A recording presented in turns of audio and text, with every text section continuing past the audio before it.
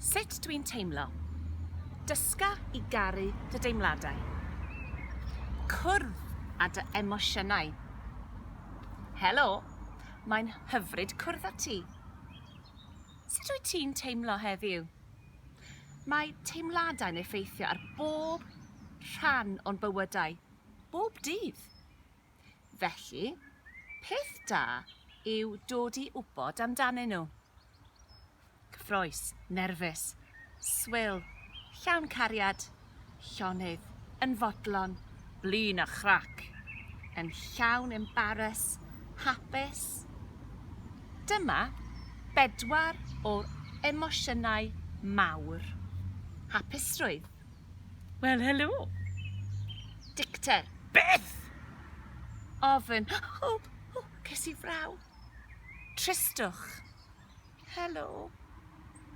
Mae rhai gwyddonwyr yn dweud mai dyma'r 4 emosiwn sylfaenol rydym ni'n teimlo.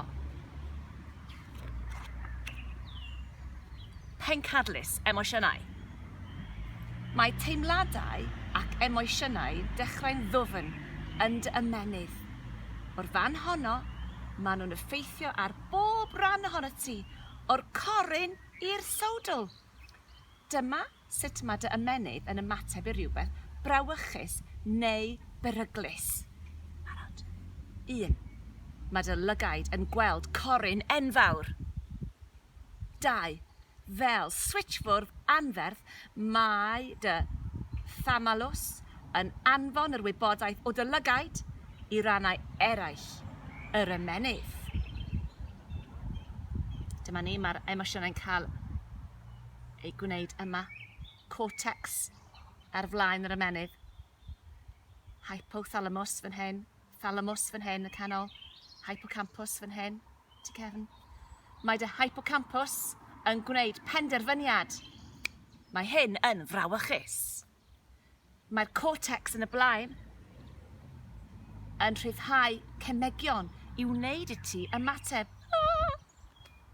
Mae'r hypothalamus yn rhoi'r rhybydd. Mae'n anfon negeseuon i ryddhau hormonau straen. Nawr, rwyt ti'n rhedeg i ffwrdd.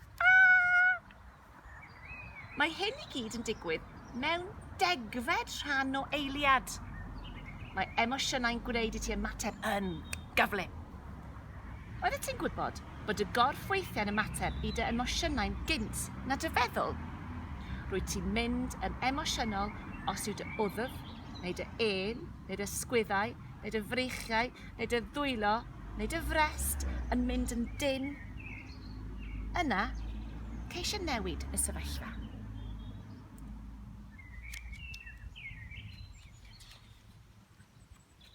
Am deimlad. Edrychwch ar y lluniau o gorff dynol. Mewn astudiaeth, dyma lle dywedodd pobl y maen nhw'n teimlo'r emosiynau. Atgasedd, gwddf, bol, dwylo. Hapusrwydd. Yn y corff i gyd, teimlad cynnes. Dicter, breichiau'n barod i symud. Tristwch. Yn dy wddf a dy frest, coesau a breichiau'n llonydd. Ofn, dy galon, yn curo'n gyflymach. Y cyhyrau yn barod i symud.